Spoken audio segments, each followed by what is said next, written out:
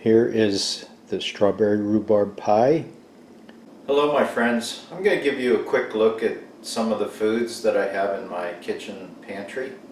And my preferred method of storing food is dehydration. And the reason for that is you don't need to worry about any refrigeration, and it has a very long shelf life. Let me give you a quick look here. On this one shelf, all these jars are dehydrated foods. And if you take a look here, I have stored fruit leathers.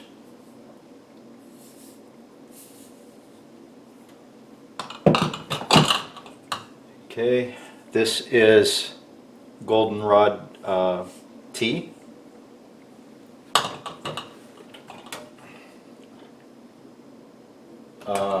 Melon, cantaloupe. This is powdered blueberries.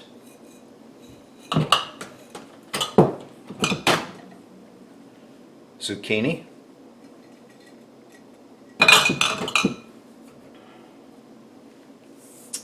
This is powdered hominy. I made hominy flour. A little bit of dandelion root. This is dried sweet corn.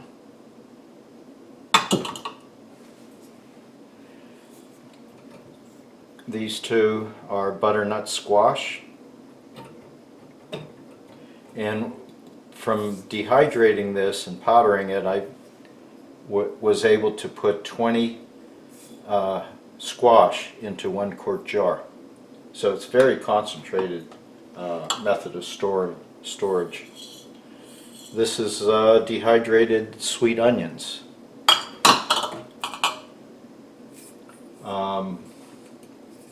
Cayenne pepper. And notice the colors are keeping. The doors on this keep the light out, so that's a key thing. Celery. This is a very good method for celery. Anytime I buy celery, I'll use a couple stalks, and then the rest, if I don't use it, I forget about it right away, and then by the time I get to it and need celery, that celery in the fridge will be mush. This will reconstitute, and if you're using it in like a soup, you cannot tell that it was dehydrated. And there's a very large volume of celery in there. At the same time, I dehydrated rhubarb, and we're going to use this today to make some pies. So I'll keep this out. Here's carrots. Notice the color staying in this. This is from 2017. Same with this. So this is 5 years old, and we're going to use this today. Then here we have a variety of dried mushrooms. If they're on sale, I'll buy them and dry them. I use them different methods. This is wild picked honey mushrooms. Have a lot of those. And of course maple syrup. That doesn't need dehydrated. That keeps a long time. Okay, let me show you some of the things in the kitchen. Okay, here is one of my kitchen cabinets with stored food. A lot of this will be things that I'm cooking with. You can see here cornstarch. I keep everything in jars, or most everything, just for preservation. And here is popcorn, cocoa. This here is dried sweet onions, and 3 years old. 4 years old. More dried onions. And here, this is with my mushrooms. There's a jar there. Here's one's being used. I take that dried mushroom, put it in a coffee grinder, and pulverize it into a powder. And that powder then can be used as flavoring. So, and then here we have pastas. You can see up there at the top. There's some more dried onions, different grains, tapiocas, flours. Here's one other cupboard, and this one has a lot of the cooking items, flours, different types of flours, different types of grains. I have here dried rhubarb stalks, and this was cut into about 1/2-inch chunks and then dehydrated. This is 5-year-old, still holding its color, and I'm going to reconstitute this and use it in making a strawberry rhubarb pie. So let me show you what you do with this from being dried to getting it to a usable condition for baking it in a pie. For one pie, we're going to need 1/4 of a cup of dried rhubarb.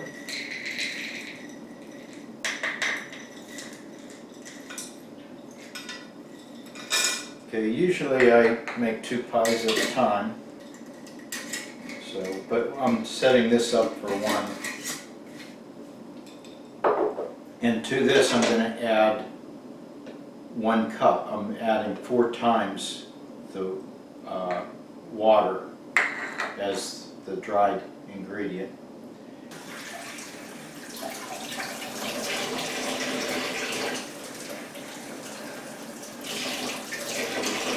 So to this I added 1 cup of water. Now I'm going to simmer this on the oven for about a 1/2 hour. That will allow it to reabsorb the water. When you cook rhubarb, as it starts to cook well, it starts breaking down. So you won't see a lot of solid rhubarb pieces in the pie. You'll see solid strawberry pieces. The rhubarb will mix with the flour and sugar, and it will become like a solid paste that's around the cooked strawberries. While the rhubarb is simmering, that gives you time to prep everything else. And I'm going to cut the strawberries into bite-sized chunks. If they're small, I'll put them in whole. If they're large, I'll half or quarter them. 1 pie, 16 ounces of strawberries. To our strawberries, we're going to add a cup of sugar and a 1/2 cup of flour.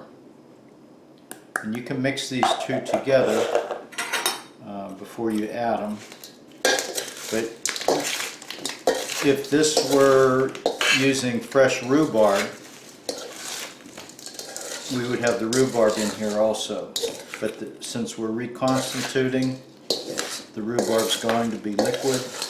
So we want to let this set for about 30 minutes, and that will also give us enough time for the rhubarb to solidify or to reconstitute.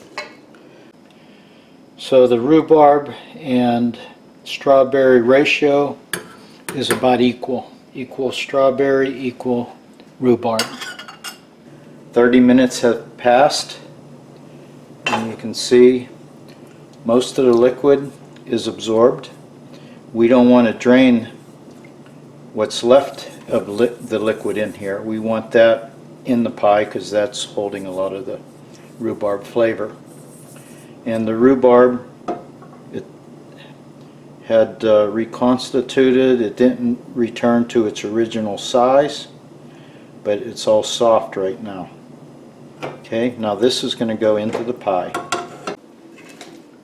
Okay, the rhubarb, I'm going to add it. And we want all that juice in there.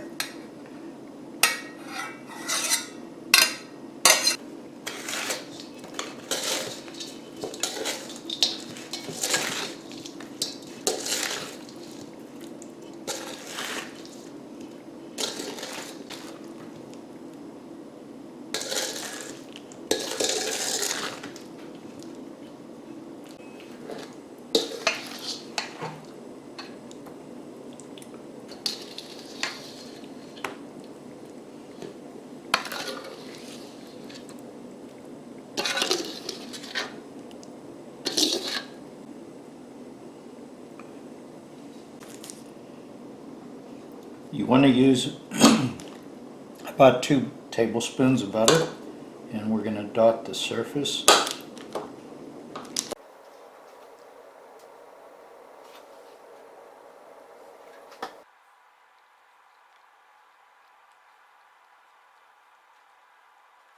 The oven is heated to 400 degrees.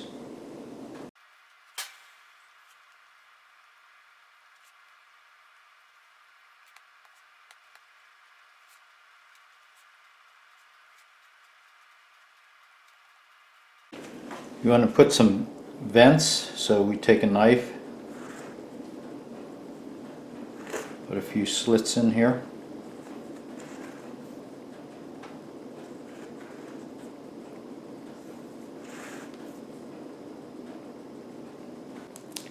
You want to separate an egg.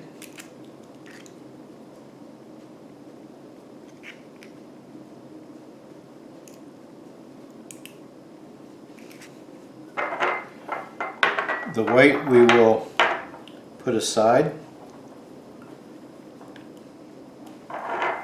and you want to baste the top of the pie with the egg yolk. This is going to give it a really beautiful color.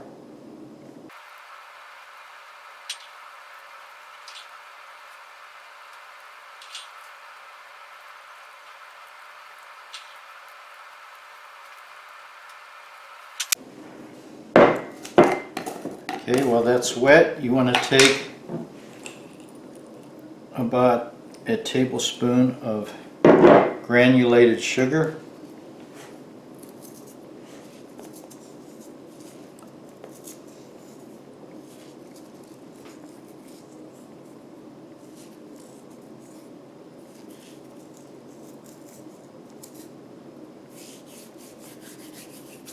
Cover the top of the pie. Take a sheet of foil,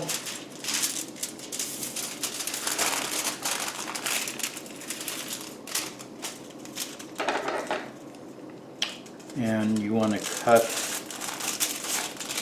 an arc so we get a circle here.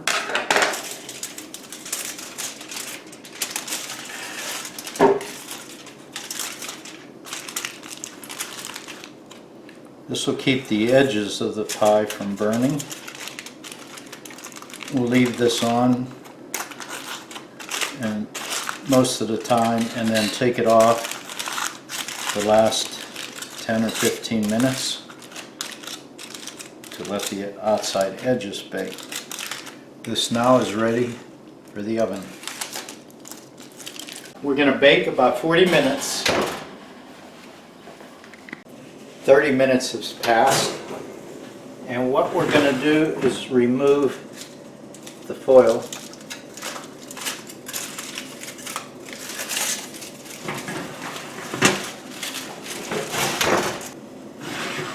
The pie is done. There we have it. Okay, this is what we've been waiting for.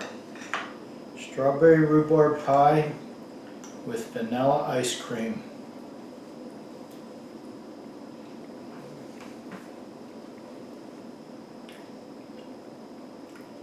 Wow, it could not be better.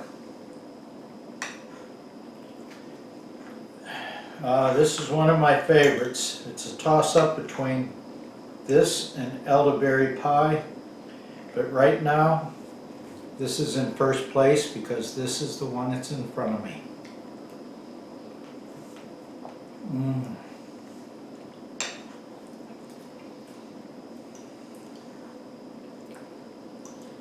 Excellent.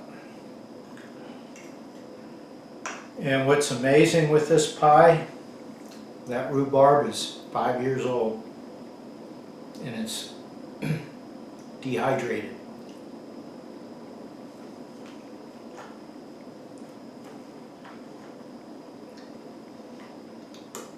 This will allow you to make strawberry rhubarb pie year-round. So, best way to go, dehydration.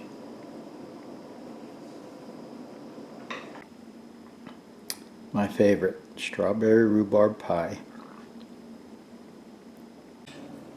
From what I used, there's probably 3 more pies, 3 more double pies in here. So that'd be like 6 pies in this jar. That's great. Beautiful way to store rhubarb and can be used year-round. Thanks for watching, my friends. Bye-bye.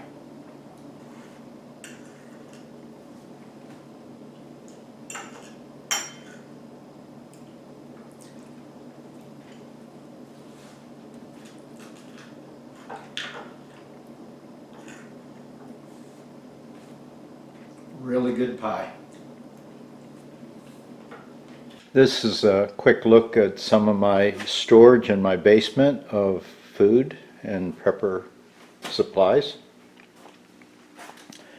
These 5-gallon buckets here, these contain dried goods. Well, right here is pinto beans, and some of these have rice. Whoops. Right here is 5 gallons full of popcorn, and I know some of these are packed with rice. Okay, here's some canned goods. Zucchini. A lot of times I put the oxygen inhibitors in there and desiccate. These are dried blueberries. Zucchini, 2018. Here is a lot of butternut squash. Now there are bushels of squash that went into these jars. Also butternut squash, prepared different way. This is cooked, then dehydrated. This is fresh, then dehydrated. So there's a difference between the two there. Okay, these are onions, sweet onions. These are butternut seed.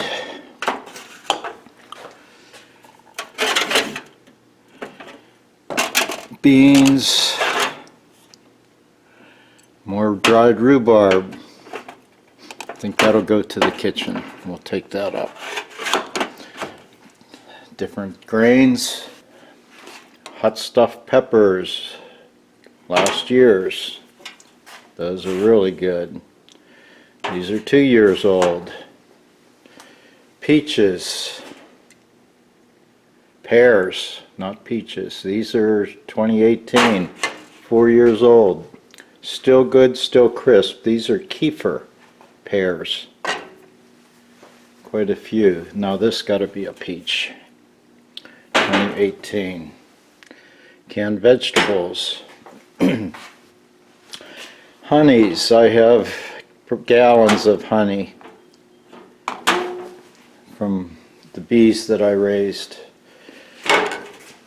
And of course here we have wines. These are good for trading. These are all filled with wine. There's some empties. More wine. Here is a container filled with Concord wine. And over here, a few more carboys of wine.